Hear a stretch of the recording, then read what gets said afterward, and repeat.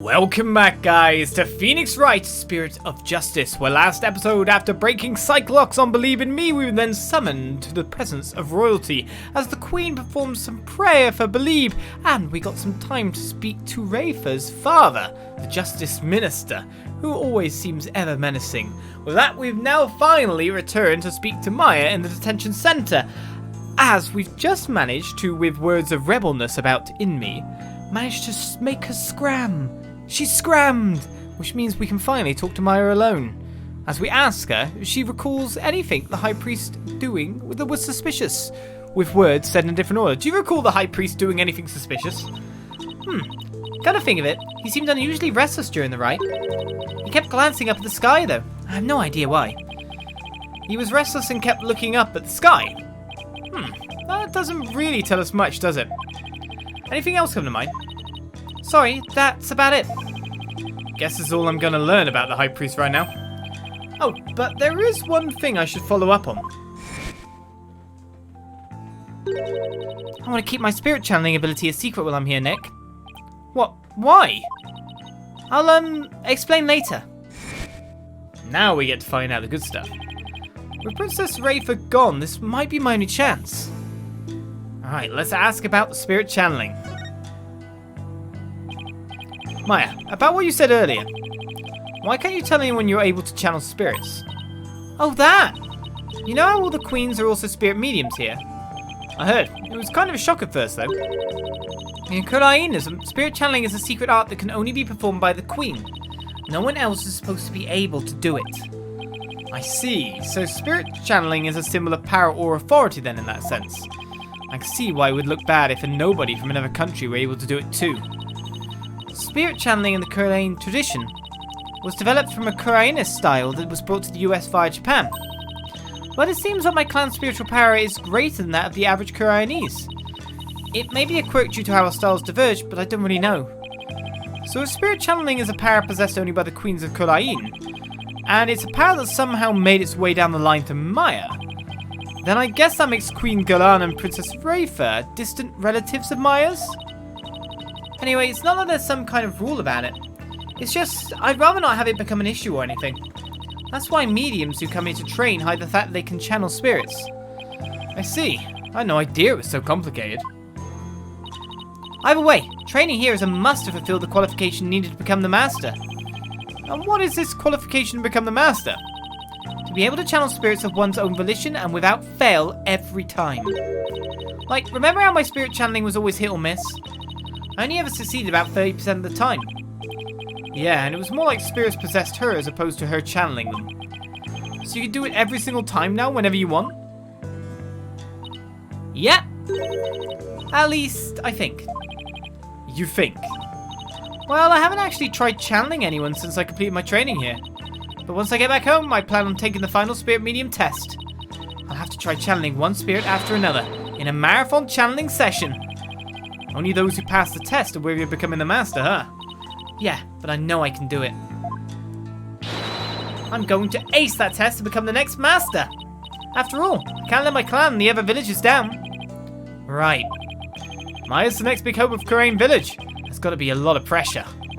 So, speaking of similarities, I've noticed another similarity between our countries besides spirit channeling. I saw a show on TV earlier that reminded me of the Still Samurai. Oh, you must be in the Plumed Punisher, warrior of Neo Twilight Realm. Of course she got into that. So you've already seen the Plumed Punisher? You really don't miss a beat. Actually, it was her benevolence who told me all about it. There is not a single person in Khura'in who does not know of it. Oh, your benevolence, you're back. As the royal priestess, I am charged with monitoring your movements. So, I have changed my mind, for in order to fulfill my duty, I must not avert my ears, not even from your blasphemous theories. A sense of duty is commendable. But I wouldn't mind if she backed off a little bit. Great timing, your benevolence. There's actually something I wanted to show off to the both of you. Show off? Maya sure seems excited all of a sudden. Yep. Ta-da! What's that? It's an ultra-rare Plume Punisher strap. There's only one of them in the whole world. It was specially made to promote the TV show. You're the owner of this strap? Don't tell me. You're a Plume Punisher fan too, your benevolence? No, of course not. Only little children watch that show. I have no interest in such things. Right. No, I'm telling the truth. Sure. Let's just leave it at that. So how did you get your hands on that, Maya? I found a kindred spirit in a Plume Punisher fan here in Khura'in. It resulted in an exchange of cultures transcending national borders. And by cultural exchange, you mean you swapped TV show promo merchandise? You bet. I traded my Steel Samurai watch for this strap. It's a super rare watch that plays the Steel Samurai theme song when the alarm goes off. My newfound Khura'inese friend was so happy. I got this one of a kind strap in return. I guess there are people like that wherever you go, even here in Khura'in. Watch this. When you press the Magatama on a belt, it plays the show's theme song.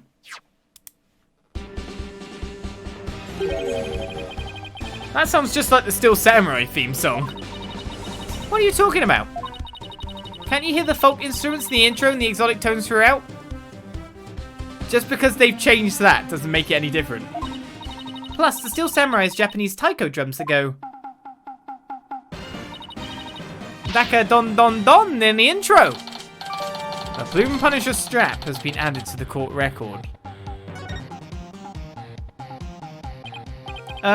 Right. Guess my ears just aren't as good as yours. Anyway, I have this amazing idea for a new show. Plume Punisher versus the Steel Samurai. Oh, such a great... Yeah, okay, whatever. I'm going to totally go pitch it to some TV stations when I get back home. It's going to be a huge hit. Right, your benevolence? I have no interest in such things. Well, if nothing else, talking about the Plume Punisher has thankfully seemed to cheer Maya up a bit. It's getting late. Try to get some sleep, okay, Maya? And leave tomorrow to me. Okay, thanks, Nick. I think I've covered just about everything. Time to head back to the temple and go over everything I've learned so far. Do you want to come with me this time? You got any new ideas? My father is a great man with a gentle soul. Is he not? Yes. Well, are we talking about the same person here? You too could become a man of upstanding character if you learn from his example. Sure. Upstanding character? Him? I care little for that tone of yours. As if you do not agree. No, you have it all wrong. Why is my face always such an open book? What to do? Are you gonna go sleep with me? Not in that way. Are you gonna go, like, and watch me sleep to make sure I don't tamper with evidence and stuff? You visited the accused a number of times already. Could it be you were smuggling in tools one at a time for a jailbreak? Were you not watching? Of course not. Besides, you've been watching me like a hawk. Well then, perhaps you were cutting the bars in the visitor's room bit by bit. I wonder if would I even do that? That barbed head of yours, of course. Now this is getting ridiculous. Of course it is. I'm merely having a little fun here. Well, please don't have it at my expense. I'm mentally taxed enough already. Well, thank you for the help. Of course, there's no reason for you to ever give me any help. So back to Temple then, by the sound of it. Is that where I'm staying? Where's my hotel? Where's my room? My bedsit? Whatever. Where am I? It's getting late. Won't be long till sundown. Mr. Wright, your benevolence. Are you done with your investigation for today? Pretty much. I thought I'd go over what I've learned so far. Can you join me? Yes, please allow me to help. Okay, first, we know that the High Priest received a warning 3 days ago. It was from someone claiming to be Lady Kee'ra, and it told him not to perform the rite. That's right. It was that rebel hunter. But what of it? That's what I'm not sure of yet. Why would Lady Kee'ra want to stop the rite? If you could solve that mystery. Right, I could figure out her motive for threatening the High Priest. It might be the break I need, but I just don't know enough right now to act on that lead. How unfortunate for you, Barbed Head. Your only hope is pure speculation. That shall not stand up in the Hall of Justice. You have no actual proof of Lady Kee'ra's involvement in this crime, after all. Yeah, the warning letter alone can't prove who killed the High Priest. I'll give you one last chance to withdraw before you are charged under the DC Act. Your benevolence! While it is true you did not forge or suppress any evidence, that is perhaps a product of my careful monitoring of your every move. I wasn't planning to do anything like that in the first place, Your Benevolence. But I am going to prove Maya's innocence within the confines of the law. How can you be so sure you will? Because of my undying faith in my clients. That is a lawyer's greatest weapon. What nonsense. You have chosen to dig your own grave. When next we meet, it shall be in the Hall of Justice. As Royal Priestess, it is my duty to reveal the truth through the Divination Seance. This time, I will prove that the insights I glean thereof are the very truth itself. Prepare yourself, for this shall be your last trial, and your last rites. Tomorrow shall end with you under the headsman's axe. Tomorrow, I'll be defending Maya in that so-called Hall of Justice again.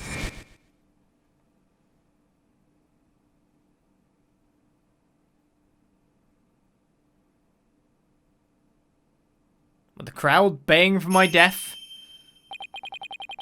That whole seance thing makes trials here completely different from those back home. Plus, I don't have a shred of conclusive evidence. On the other hand, I've got plenty of confusion and anxiety to spare. I have to think of something. After all, I'm the only lawyer in all of Khura'in. I have to do this. I will do this. I'll prove Maya's innocence if it's the last thing I do.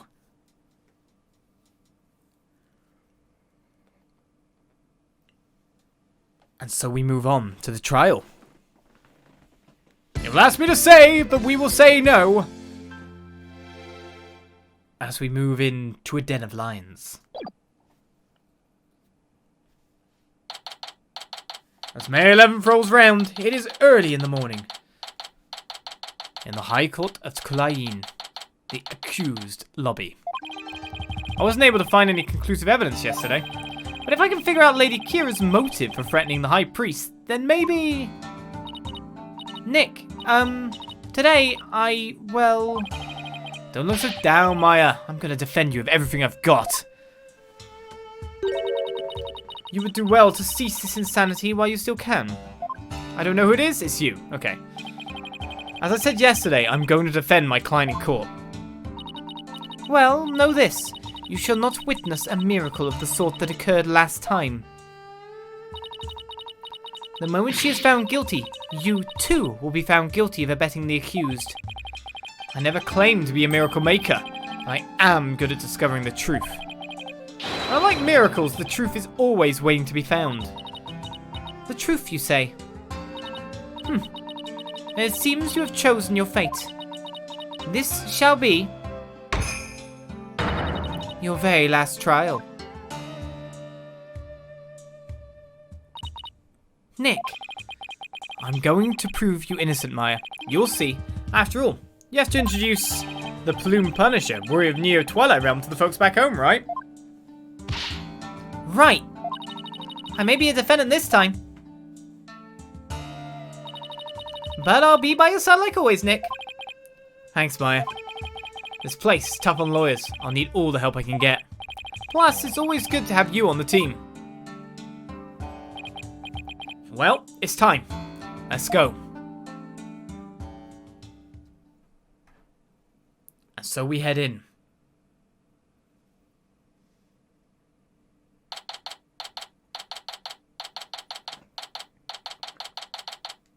The High Court of Khura'in awaits.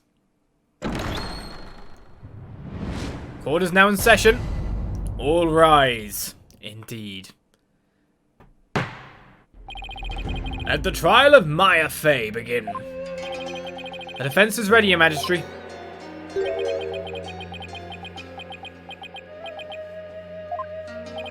Huh?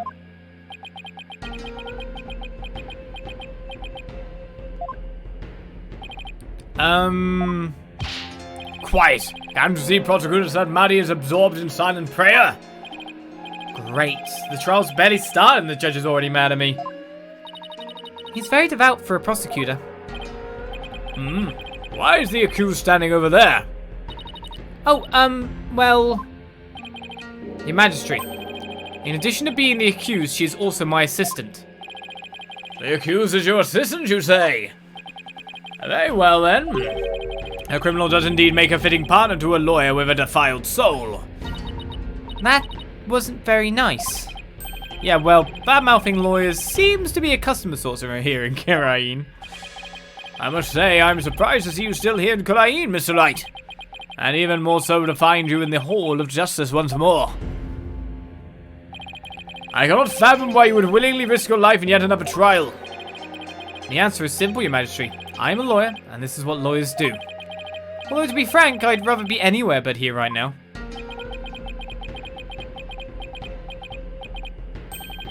Such foolishness. Ah, Prosecutor Sahdmadhi, are you ready to begin now? Yes, Your Majesty. The prosecution is ready. Let us begin without further delay. But first, I promise you both this. I will cast your wicked souls into the fires of hell. Thus shall the soul of the victim attain salvation. Ha ha ha ha ha ha! Splendid! I would expect nothing less of you, Prosecutor Sahdmadhi. Please save the victim's soul, Prosecutor Sahdmadhi! Punish the wicked lawyer who dares to stop these last rites! I think I'll pass on that whole fire and brimstone deal. But I'm not surprised by your words or stance, considering what Apollo's told me about you.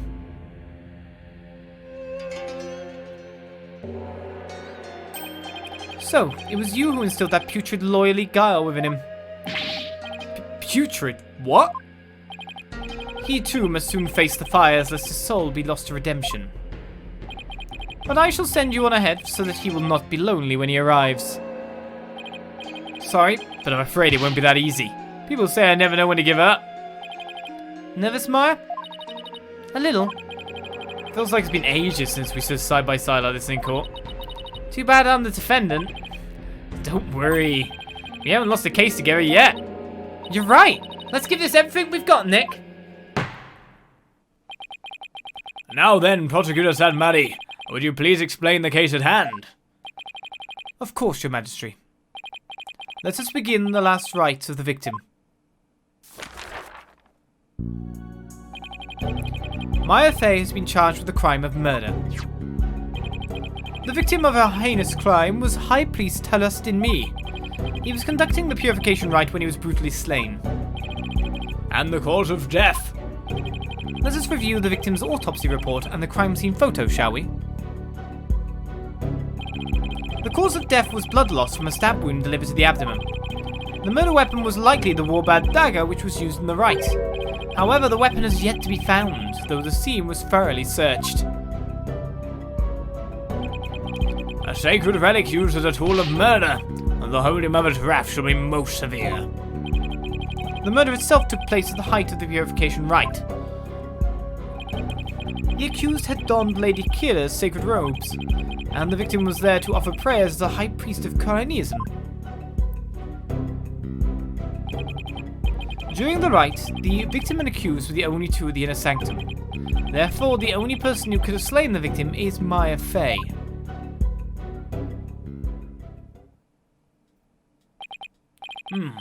I must say that does cast a great deal of suspicion upon the accused. Indeed. Now then, allow me to submit this diagram of the crime scene as evidence in this case. The inner sanctum diagram has been added to the court record. In Khura'inism, slaying a priest is a sin most grave and dreadful. As such, Maya Fey's soul should be plunged into the lowest level of hell, the hell of tickling. There, she shall be tickled without end for 500 million years. And that is a terrible fate indeed. Will the defense care to respond? And here I thought the lowest level of hell was the hell of back pain. I don't remember killing anyone, and I don't have that dagger or anything like it. As my client stated, she has no memory of the event as described by the prosecution. But more importantly, she had no motive to kill the High Priest in the first place. Objection!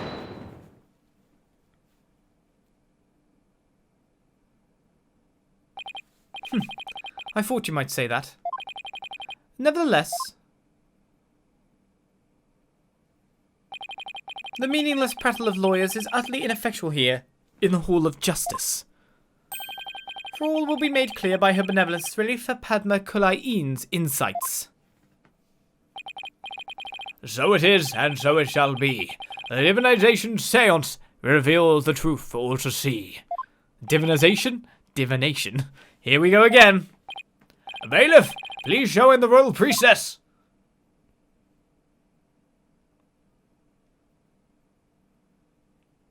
Hello once again, Rayfa. Our enemy as usual. It's Princess Rayfa! Oh, how beautiful her benevolence looks again today! Glory to the Holy Mother for this blessed day! As popular as ever, I see. Rest assured, good people of Khura'in, I will defeat this murderer and her abettor.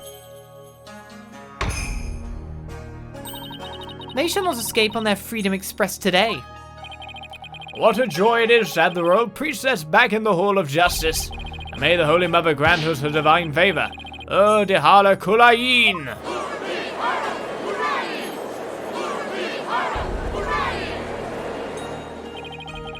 She sure looks pleased with herself.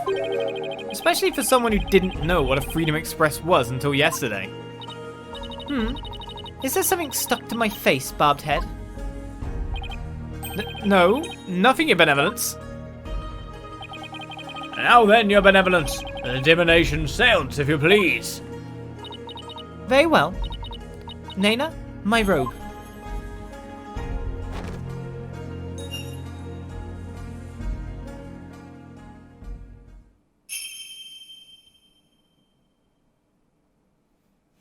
O Holy Mother, we hold this divination seance in your name. Let the eyes of everyone here be clear, and our ears be unstopped. O dance of devotion, guide the victim's soul to me, so that we may receive their final memories in the pool of souls.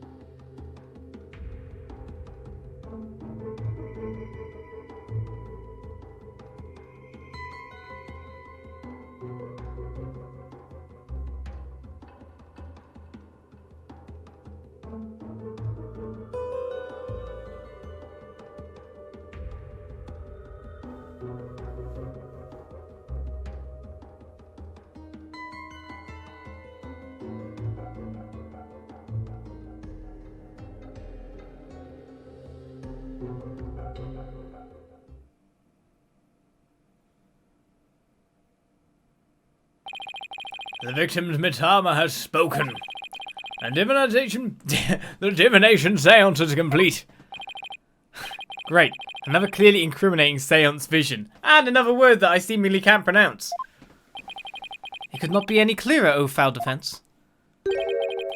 The accused donned the sacred robes of Lady Kee'ra and then attacked the victim. Oh, how very terrible it must have been.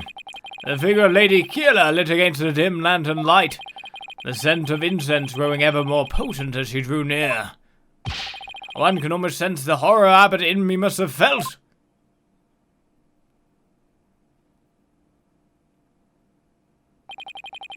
The facts as presented by Benevolence are indisputable. But, that wasn't me. Do something, Nick. I'm working on it. That couldn't have been any clearer. Looks like we're in for another uphill battle. The accused committed this vile act during our ancient tradition, the Purification Rite. Gotta think of it. The Rite's Guide explains the multi-part Purification Rite in detail. The Transformation Rite. The High Priest reads scripture while a priestess dons the robes of Lady Kee'ra. The Rite of Water. Lady Kee'ra enters the spring and the High Priest purifies her along with her dagger. The Rite of Fire. The priestess circles the sacred flames to purify her soul. Indeed. It would seem that the murder occurred during the Transformation Rite. The rite dictates that the High Priest stand in front of the spring. Therefore, the accused must have attacked him from the direction of the broken lantern. Well, Barbed Head? Would you care to object? Of course, because I know my client is innocent. So you say. You truly don't know when you were beaten, do you? I managed to pull it off last time with Albie. I'll just have to do it again. You intend to find fault with her Benevolence's insights yet again? It would seem lawyers are not Polkunan creatures indeed. Look at that Polkunan! Polkunan! Polkunan! What does that mean? What are they calling me? What exactly is a Polkunan? Someone who's a real piece of work, so to speak. They can call me anything they want. The only thing I care about is uncovering the truth. So, Barbed Head, are you foolish enough to risk your life for your so-called truth? Because my insights are the truth. To deny them is to willingly dig your own grave. I don't deny that your insights are the truth. But I believe your thought about them is wrong. Like your interpretation. As we now cross-examine Rayfa's insight. Okay, the victim commenced the Purification Rite by bowing to the lanterns and reading a sutra. As the first part, the Transformation Rite, ended, he lowered the sutra. Suddenly, he heard the accused approaching footsteps and smelled her incense-laden robes. It was then that the victim felt an intense pain. I believe this is when he was stabbed. As his life's blood spilled over, his vision dimmed, till finally, he passed from our world. And that is everything the victim experienced in his final moments. The Inner Sanctum diagram has been updated because of that. Shows where Maya and the High Priest were during the rite. Dressed in the sacred robes of Lady Kee'ra, the accused rushed the victim head-on. The brutal stabbing she perpetrated could not have been any clearer. Yes, it is plain for all to see. No, it wasn't me! A sudden drowsiness came over me during the Transformation Rite. I didn't even get a chance to put on Lady Kee'ra's robes.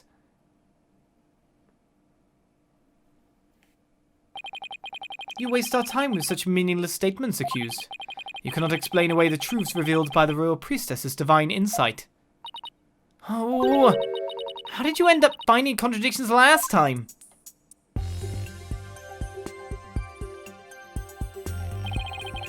The deceased's final memories include all 5 senses. Oh, you mean those words that appear in the Pool of Souls? It looked to me like the bigger the word, the stronger the sensation was to the victim. Yeah, that's how it looked to me too. The sensations themselves are never wrong, only their interpretations. That's why I tried to point out mistakes in Rayfa's insights the last time. So there could be contradictions between what Abbott in me felt and her insights, huh? You got it, and I'm going to find them this time too. Should I check how to point out contradictions in Rayfa's insights? I should be okay, but with that said, we'll get to that. Next episode, of course, Rayfa's insights await for us to cross-examine as we start off the trial of Maya Fey.